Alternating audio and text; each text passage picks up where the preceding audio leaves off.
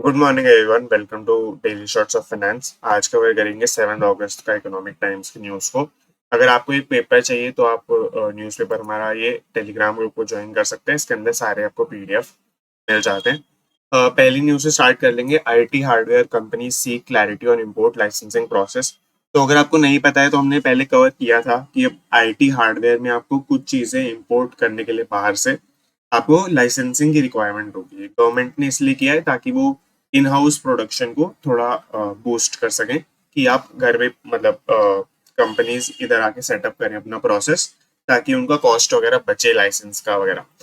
तो इसके लिए अब पहले देख लेते हैं कि क्या क्या चीजें आपको इंपोर्ट करने पे लाइसेंस लेना पड़ेगा। तो laptops, tablet, all in one personal computers, ultra small factor computers, servers, इन सब चीजों को आपको इंपोर्ट करने के ऊपर लाइसेंस की रिक्वायरमेंट होगी। इसके अलावा गवर्नमेंट जो कंपनीज हैं इन्होंने काफी सारी डिटेल्स मांगी है। अभी क्या हुआ है कि अभी गवर्नमेंट ने सिर्फ अनाउंस किया है कि इंपोर्ट लाइसेंसिंग होने वाली है, और पहले गवर्नमेंट ने बोला था कि 1 अक्टूबर से ये लोग इसको अप्लाई करेंगे, 1 अक्टूबर से अप्लाई करेंगे। बट अब इन्होंने क्या कर दिया, इसको थोड़ा डेडलाइन को पुश कर दिया है और 1 नवंबर कर दिया है, क्योंकि काफी लोगों का इस पे डिसएग्रीमेंट है अभी तक। तो उनको अग्री कराने के लिए 1 नवंबर तक इन्होंने उसको वो कर दिया है, डेडलाइन को पुश कर दिया है। अब यहाँ पे काफी सारी ऑपरेशनल मोडालिटीज मांगी है इन्होंने। ऑपरेशनल मोडालिटीज मतलब होता है कि ऐसी सारी टर्म्स एंड कंडीशंस जो होने वाली हैं इसके अंदर, वो गवर्नमेंट से रिक्वेस्ट की है, क्योंकि गवर्नमेंट ने अभी कुछ नहीं बताया है।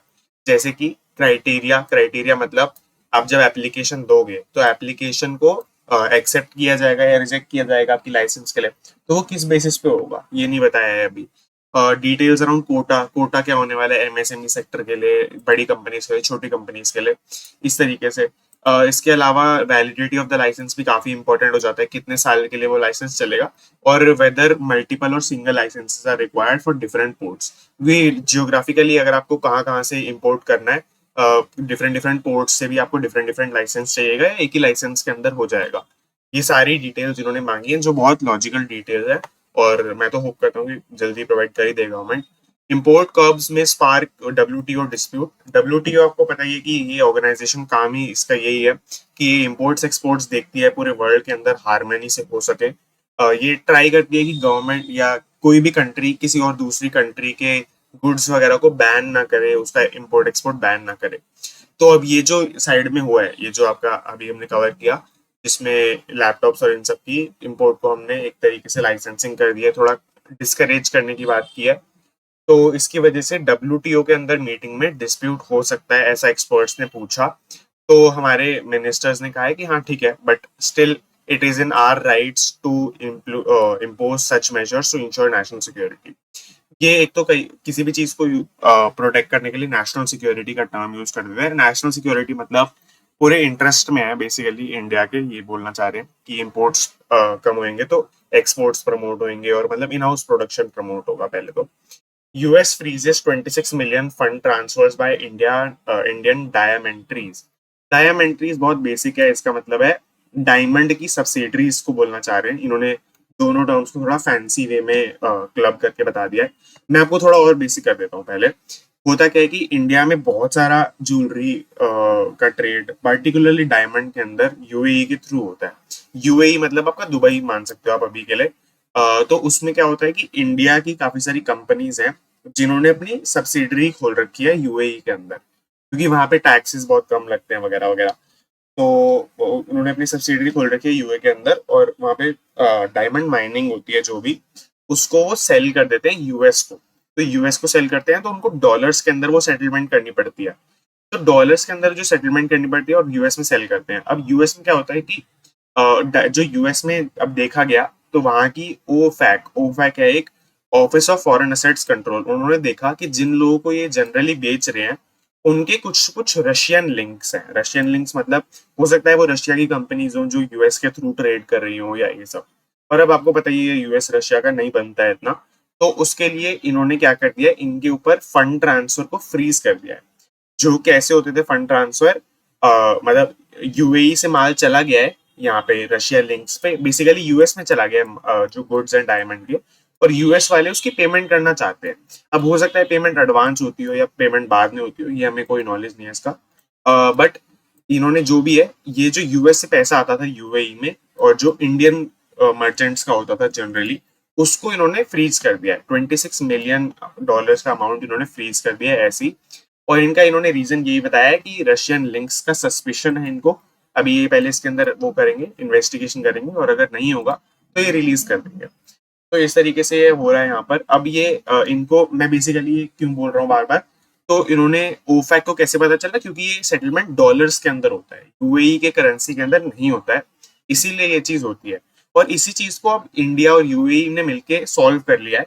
इंडिया और यूएई में जो भी ट्रांजैक्शन होगा आज की डेट में, वो यूएई या फिर यूएस के डॉलर्स के अंदर नहीं होगा, इंडियन रुपीज के अंदर होगा।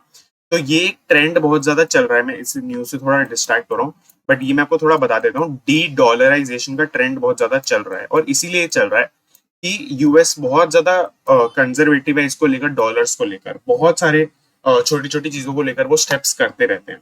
आप खुद ही समझो कि एक 5-10 ट्रिलियन की इकोनॉमी के लिए 26 मिलियन का अमाउंट इतना बड़ा नहीं होना चाहिए कि वो सारा ही फंड ट्रांसफर को बैन कर दे एक तरीके से। बट ये चीजें वहां पे चल रही है, इसलिए डी डॉलराइजेशन हो रहा है।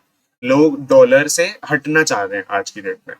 आईटी सर्विसेज मेजर्स में रिक्रूट 40% लेस। थोड़ा मैं जल्दी कवर करूंगा, मैंने ऊपर काफी टाइम ले लिया। 40% लेस आईटी सर्विसेज के अंदर जो कंपनीज हैं वो रिक्रूट करना चाहती हैं आज की डेट, क्योंकि वो ये उनके जो बिलिंग्स चल रही है, बिलेबल्स एक टर्म होती है कि वो कितना रेवेन्यू जनरेट कर पा रही है बेसिकली हर कंपनी से जिनको वो एज अ क्लाइंट देखते हैं, तो वो कम हो गया है, क्योंकि वहाँ उनकी जो कंपनीज है, कोर कंपनीज है, उनके अंदर भी रेवेन्यूज कम हो गए हैं। तो ओवरऑल इकोनॉमी के अंदर थोड़ा डाउन टर्न चल ही रहा है, इतनी अच्छी तो नहीं चल रही इकोनॉमी, इसीलिए टेक कंपनीज पे इफेक्ट पड़ रहा है। इन्होंने डेटा दिया है कि पिछले साल 2023 के अंदर टोटल मिला के नेट हायरिंग मतलब आपने हायर किया और आपने ले ऑफ कर दिया कुछ लोगों को, उसको माइनस करके बता रहे हैं। 2,50,000 उन्होंने हायर किया था, जो आज की इस साल के अंदर टोटल 2024 का एस्टिमेट दिया हुआ है पूरे एक साल का, वो 50,000 टू 1 लाख ही रहने वाला है, जो कि काफी बड़ा डिक्लाइन है, ऑलमोस्ट हाफ से भी कम है। SBI looks to sell 96,000 crore of NPS. 96,000 crore का ऑफ एनपीएस का क्या चल रहा है कि मतलब बेसिकली एनपीएस में आपको पहले एक्सप्लेन कर देता हूँ। एनपीएस होता है कि जैसे अगर आपने किसी को लोन दिया और वो आपको लोन रीपे नहीं कर सकता, तो वो एनपीए बन जाता है आपका एक तरीके से। उसको एनपीए का फुल फॉर्म होता है नॉन परफॉर्मिंग एसेट। ये आपका एसेट हो सकता था कि अगर वो आपको पैसे वापस दे देता, बट अगर वो एसेट नहीं रियलाइज कर पाया, आपको पैसे वापस नहीं दे पाया, तो वो नॉन परफॉर्मिंग बन जाता है। अब होता क्या है कि बैंक्स के अंदर ये बिजनेस ही बैंक्स का यही है कि उनको लोन देना लेना होता है, तो इसमें बहुत ज्यादा स्कोप होता है एनपीए होने का। तो यही हुआ है, एसबीआई के बहुत सारे एनपीए हो गए हैं। और अब क्या करें कि पिछले साल के 96,000 करोड़ के टोटल एनपीओ को सेल करने की बात कर रहे हैं।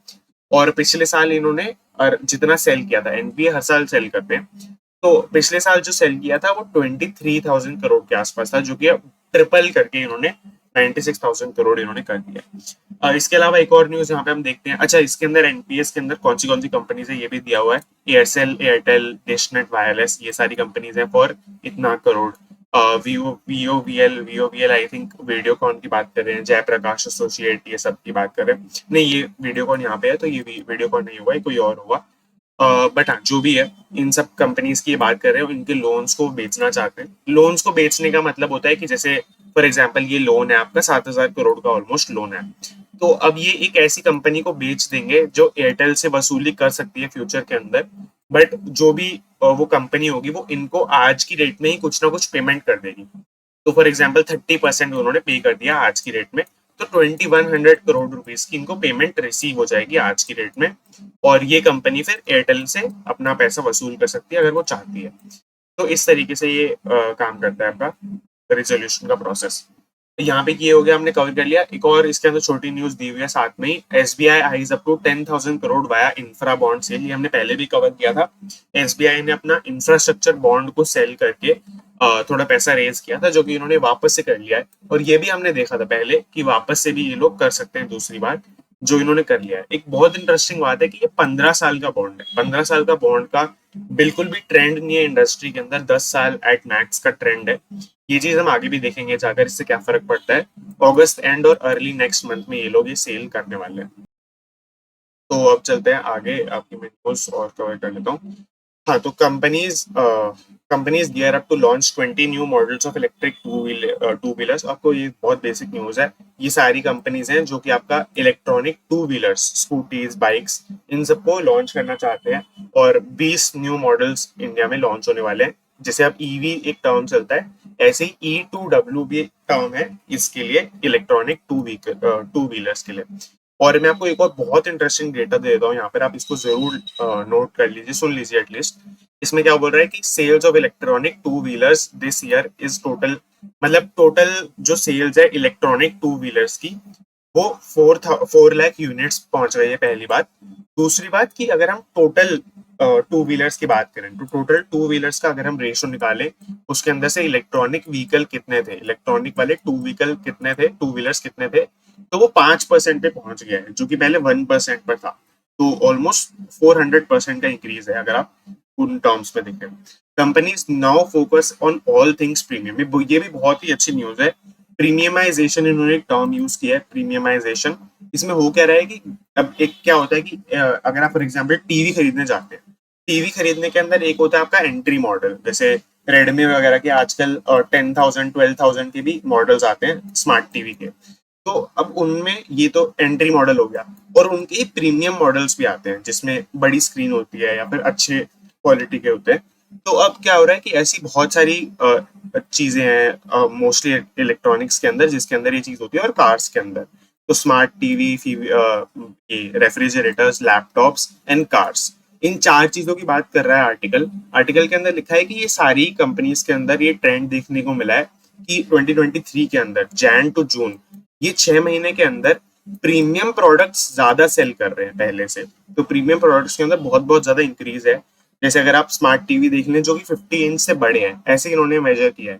50 इंच से बड़े वाले ऑब्वियसली महंगे होंगे और ऑब्वियसली प्रीमियम होंगे। तो वो इन्होंने वो इनके पहले 4 क्वांटिटी बिका था, जो इन्होंने 15% बिका। ये परसेंट टर्म्स में मेनली मेनली परसेंट टर्म्स में ये बता रहे। अब ये हो गया FF रेफ्रिजरेटर, जो 300 लीटर से बड़ा है, मतलब एक तरीके से हाई एंड जो रेफ्रिजरेटर होते हैं, वो 5% से 10% पर आ गया है। लैपटॉप्स जो 50,000 से ज्यादा होते हैं, वो 21% से 55% पर आ गया है। ये बहुत इंटरेस्टिंग एक और डेटा है यहाँ पर कि average selling price of cars has gone up 44% to 12.16 lakh. पहले एवरेज जो कार सेल होती थी उसका प्राइस होता था 8.43 लाख रुपीस, जो कि अब 12.16 लाख रुपीस पहुंच गया है। तो कंज्यूमर साइड से काफी बड़ा डिमांड का स्कोप आप यहाँ पे मान के चल सकते हैं आ रहा है। Lenders defer deadline to submit EOI for जो गो फर्स्ट। ये बहुत ही इंटरेस्टिंग न्यूज है। अगर आपको गो फर्स्ट का केस समझना है, गो फर्स्ट बैंकरप्ट हो चुका है, तो वो क्यों हुआ है बैंकरप्ट, उस पर्सपेक्टिव में अच्छा केस स्टडी बन जाता है।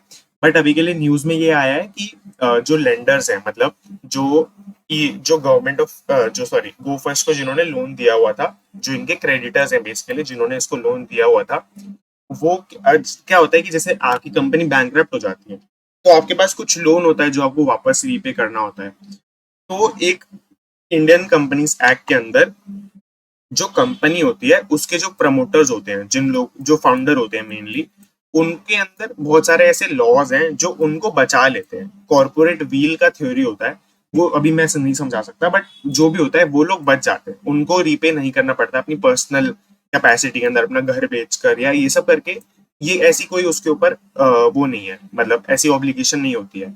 क्या होता है कि जो लेंडर्स होते हैं उनको सारा कंट्रोल मिल जाता है कंपनी का, कंपनी के एसेट्स को वो बेच सकते हैं, कंपनी के डेटर्स जो हैं जिनसे कंपनी को पैसा लेना है उनको वो जाके बोल सकते हैं कि पैसा वापस कर दो। ये सब चीजें वो कर सकते हैं। तो अब क्या हुआ कि जो लेंडर्स हैं अभी इनके हाथ में पूरा कंट्रोल है कंपनी का आज के रह भी, क्योंकि बैंकरप्ट हो चुकी है। तो अब क्या हुआ कि इन्होंने आपका क्या हुआ, इनको लीगल हर्डल फेस करना पड़ रहा है थोड़ा। जैसे आप यहाँ पे देख सकते हैं कि uncertainty as Delhi High Court and NCLT take different views. मतलब यही है कि कितना अभी जल्दी से जल्दी बेच सकते हैं सारे एसेट्स को, उसके ऊपर दिल्ली हाई कोर्ट ने और NCLT ने अभी इनको परमिशन नहीं दी है सही से, ये आप मेनली मान सकते हैं।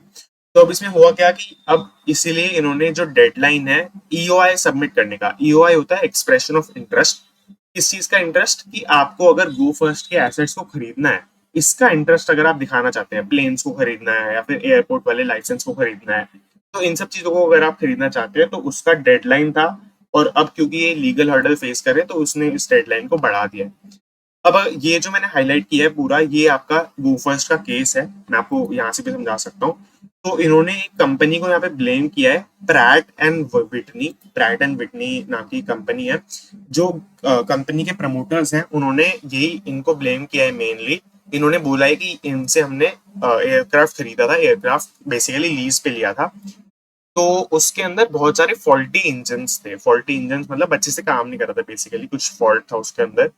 तो इसीलिए इनका ग्राउंड होना पड़ा, मतलब इसीलिए इनकी बहुत सारी फ्लाइट्स ऑपरेशनल नहीं हो पाती थी आते ही टाइम। इसीलिए इनको बहुत ज्यादा लॉसेस हो रहे हैं, इसीलिए इनको बैंकरप्सी डिक्लेयर करनी पड़ रही है। ये सब इन्होंने बोला है। मई 2023 के अंदर ही इन्होंने बैंकरप्सी को डिक्लेयर किया है, उसी टाइम इनकी ये स्टेटमेंट भी आई थी।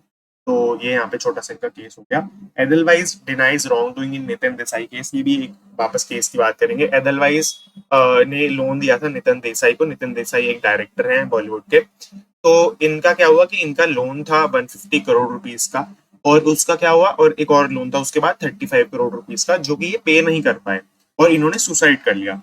तो इसीलिए एडलवाइस के अंदर बहुत ज्यादा इंक्वायरी चल रहा है कि क्या आपने इनको फोर्स किया कि आप रीपे करो, ये करो, वो करो, इसलिए इन्होंने सुसाइड कर लिया क्या। बट इन्होंने ऑब्वियसली ये बोलेंगे कि इन्होंने नहीं किया है। कोई आपको इसको पढ़ने की जरूरत नहीं है, बिल्कुल रबिश न्यूज है, कोई मतलब उसको कवर करने की जरूरत नहीं है आपको। जियो सिक्योर्स ओवर, थोड़ी जल्दी जल्दी न्यूज कवर कर लेते हैं, दो तीन ही बची हैं।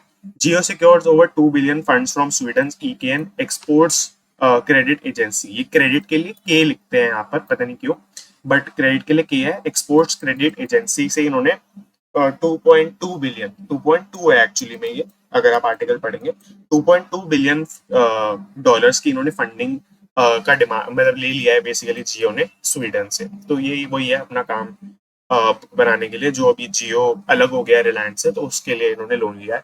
DMart has to add greater number of stores to grow faster. ये डीमार्ट ने अपना जो मतलब डीमार्ट से बेसिकली पूछा गया था कि अभी वो रिटेल के अंदर काम करते हैं तो क्या वो होलसेल के अंदर भी जाना चाहते हैं, बट इन्होंने मना कर दिया नहीं, और ये रिटेल के अंदर ही और ज्यादा स्टोर्स लगाएंगे ताकि ये और ज्यादा फास्ट तरीके से ग्रो कर सके। Gen Z customers bring in the moola. Moola मतलब होता है मनी, मनी की बात कर रहे हैं, फॉर मेनी कंपनीज। तो जेनजी कस्टमर्स मतलब ऑब्वियसली बात है फैशन के अंदर, इन सब अपैरल इंडस्ट्री के अंदर बहुत ज्यादा मनी लेके आ रहे हैं काफी सारी कंपनीज के लिए, जैसे मिंत्रा, amazon फैशन, स्केचर्स, इन सब कंपनीज के लिए। और इसी साथ साथ एक और बात इन्होंने बोला, but also light spirits. Light spirits का मतलब हुआ जैसे आपका seltzers, ale and gins and executives, मतलब ये sorry, seltzers, ale and gins, मतलब ये वो हैं जो लाइट सेल्जर्स, इन्होंने स्पिरिट्स इन्होंने बोला है, मतलब अल्कोहल की बात करें बेसिकली, बट नॉट वैसी अल्कोहल जैसे जो काफी सारे ट्रेडिशनल ब्रांड्स होते हैं वैसी नहीं, लाइट स्पिरिट्स की बात कर रहे हैं। और ये इन्होंने एक टर्म दिया है कि काफी सारी साइट्स के ऊपर हॉट पिंक, बारबी और ऐसी टर्म्स बहुत ज्यादा सर्च करी जा रही हैं आज की डेट। भारतीय एयरटेल ने जियो को बीट कर दिया है पोस्ट पेड यूजर्स की रेस के अंदर, Q1 के अंदर। बहुत बेसिक न्यूज है, भारतीय एयरटेल के ज्यादा कस्टमर है basically. In top manufacturing companies women employees are a minority. बहुत इंटरेस्टिंग न्यूज है। इन्होंने काफी कंपेयर किया है कि व्हाइट कॉलर जॉब्स के अंदर और ब्लू कॉलर जॉब्स के अंदर टोटल परसेंटेज का कितना परसेंटेज वुमेन है मैन्युफैक्चरिंग कंपनीज के अंदर। तो अगर हम बहुत ही ऑन एन एवरेज देखें तो 7 वुमेन पर 100 एम्प्लॉइज इन्होंने बताया है ऑन एन एवरेज है इन टोटल, इन्होंने ये बताया है। तो यही है, ऑब्वियस बात है अभी कम है, काफी कम है, और ये सब है। और ये तो उस टाइम पे है जब ये बहुत ज्यादा स्टेप्स ले रहे हैं वुमेन एम्पावरमेंट करने के लिए और डाइवर्सिटी को बढ़ाने के लिए, तब ये चीज है। खैर एनीवेज, अगर आपको पसंद आया तो आप लाइक कर सकते हैं, शेयर करें इसको, और अगर आपको कोई भी डाउट है तो आप टेलीग्राम पे पूछ सकते हैं, कमेंट सेक्शन में पूछ सकते हैं। That is it, thank you for watching.